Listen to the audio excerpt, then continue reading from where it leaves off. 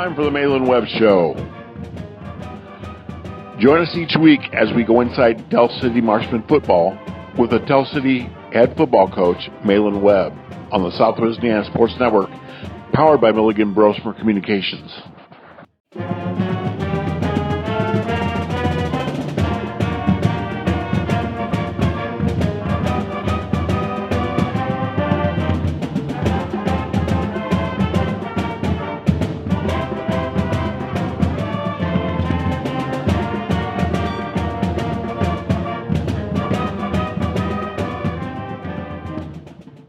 Wanting to scan those old videos, films, or audio to DVD? We'll look no further than Milligan Communications. We can also scan your old pictures, slides, and negatives to picture quality as well. With thousands of happy customers, let Milligan Communications help put your treasured memories on a digital media. Call Milligan Communications today at 812-630-2449. Milligan Communications, capturing your yesterdays. You dream it, we create it at Street Dreams. Custom paint, fabrication, stereos, wheels, tires, and more. We're also your authorized Sinister Sound dealer. Street Dreams, 317-624-1000, where you expect quality and get. Hey everyone, Joey Chestnut here, world champion competitive eater. I follow Southwest Indiana Sports Network, and if you're hungry for sports, you should follow them too. And welcome to the Malin Webb Show. And Coach, last week you took on the Crawford County Wolfpack down at Crawford County, and came away. Why don't you recap that game for us? No, it was a good way for our kids in our program last first 3 years. And, we went into that game with, a lot of things that we needed to work on. And honestly, we went into that game healthy for the first time in a few weeks. And we had a lot of depth. And so, kind of the plan for us was make sure that we can win the game first, and then let's start getting a lot of kids reps.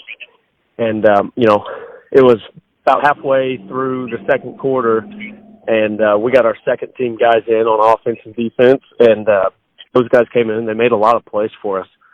And then third quarter, we stuck with our second team unit, and then all of our fourth quarter was basically majority freshmen, along with some other sophomores that played JV throughout the year. So, at the end of the night, we went back and we looked, and all 46 guys on our roster, they played last Friday. And so that was kind of one of the biggest takeaways for us. That's the first time that's happened this year. And, I thought our varsity kids, our upperclassmen, they came out, and, they set the tone, and they kind of, put the game away pretty early. And so, it's always a tough game because it's a long drive, and then by the time that you get there, you've still got an hour and a half before game time starts, and, sometimes kids, they'll play down to competition and stuff like that. And, our kids didn't do that. But, Crawford County as a whole, their program is growing, and I think they're going in the right direction. They had 22 kids on the roster, I believe, and, they returned most of those guys for next year. They had a lot of freshmen and sophomores on the field. And, I talked to their coach before and after the game, and, I really, really admire the job that he's doing. And I also admire their kids for playing as hard as what they do week in and week out. And I'll tell you, anytime you have 11 different ball carriers, you're led by Noah Terry with 3 attempts for 120 yards and 2 touchdowns. You got to enjoy that. Yeah, Noah Terry, he's close to 1,000 yards rushing on the year, which is pretty spectacular considering that through the first 3 weeks of the season, he had 2 carries for 3 yards. Early in the year, we thought, he was definitely going to be a varsity running back for us, and he was going to get carries, but we thought it was going to take him a few weeks to, really, really get there and gain some confidence. And early in the year, we were trying to teach him how to run in between tackles and just lower his shoulder. He's a big physical kid.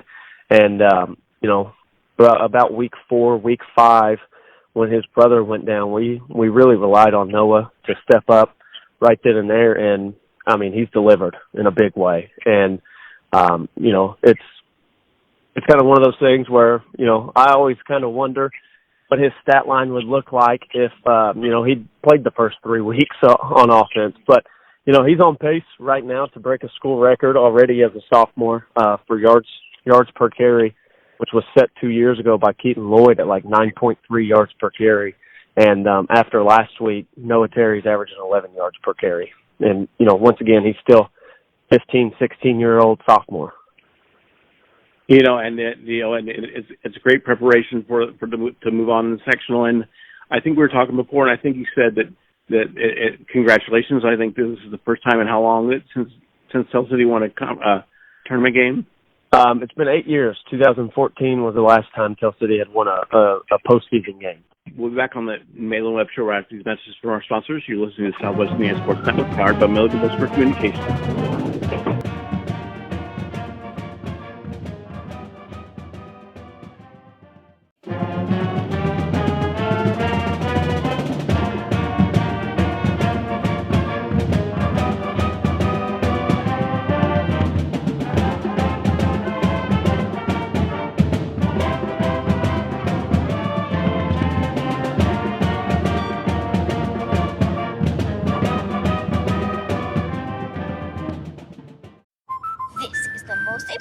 Amazingest game ever played in the universe. The pitcher is fierce. Danny Roberts is up at bat.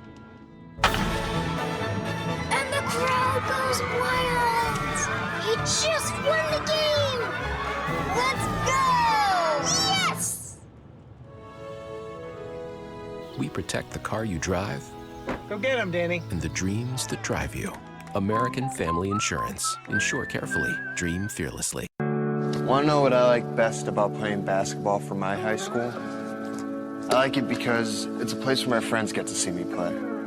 I like it because I'm playing for someone besides myself. I'm playing for everybody in my school and every person in my community. Indiana high school sports.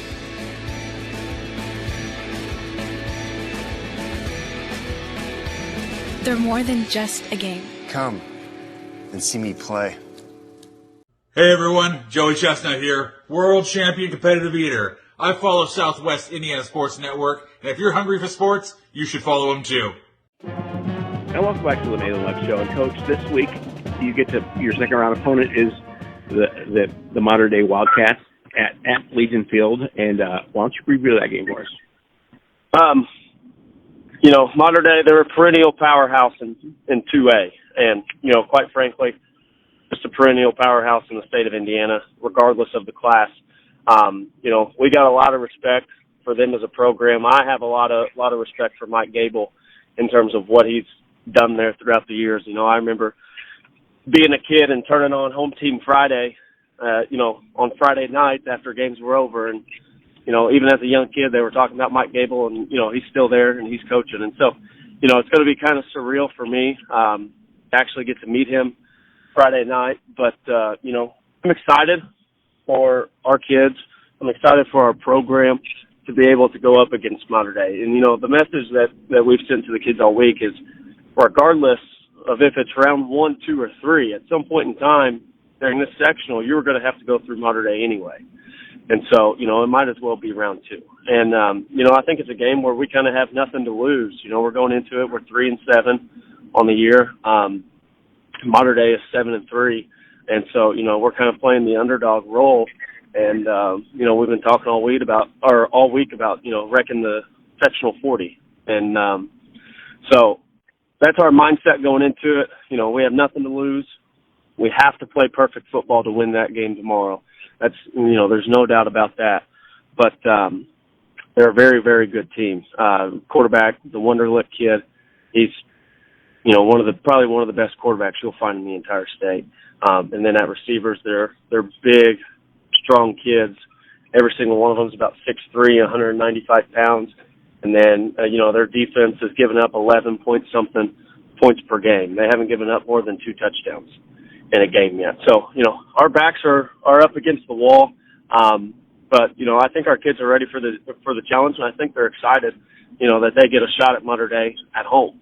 And, but, like I said, to win this game, we have to play perfect football. We have to control the clock. And we have to have guys, offensively and defensively, step up in a big way. Our DBs, they have to keep everything in front. We have to get pressure on the quarterback. And offensively, we got to take care of the football. And, I've seen Wonderlic play once live, and the thing that impressed me about him is, and I think we might have talked about this already, just how fast he gets rid of the ball. He really has a quick release. Yeah, he's very, very impressive. Being a former quarterback myself, he gets rid of the ball extremely fast. There's always this phrase that quarterback coaches teach, and it's grip and rip. And, he takes it to a T. He gets the ball, and by the time that he catches a snap, it's basically right out of his hands, not long after. And, he's also very good at reads. I think he's only thrown 2 interceptions on the entire year. And he also works the pocket a lot. But I think for him, for me, one of the most impressive things that I see in his play is, the different arm slots that he's able to use. There's some passes, he throws it, over the top. And there's a lot of times, too, when he gets out of the pocket, he throws it from, 3/4 arm slot or, even below that. And, that's not something that every 17-year-old kid can do. And so, he's probably going to be the best quarterback that we've played all year. And, I'm excited that we get to see him in live action instead of, maybe watching him in round 2 from home playing football. And their senior-laden team, they've got, Pierre at running back, and 9 of their top 10 receivers are seniors as well. Yeah, that's kind of the standard for Mater Dei. They're always going to be senior heavy, and they have in years past. And, they've returned a lot of kids from last year's team, it seems like, the team that went to state. And, but, there's almost never a rebuilding year for Evansville Mater Dei. It's always a reloading year. And, it's just kind of the program standard, and it's really a standard that everybody else in sectional 40 and everyone else in 2A, for that matter, is trying to catch up with. Well, Coach, good luck against Mater Dei this week, and go beat them. Thank you. I appreciate it. And you listen to the Malin Webb Show on the Southwest Indiana Sports Network, powered by Milligan Brosberg Communications. We'll see you next week.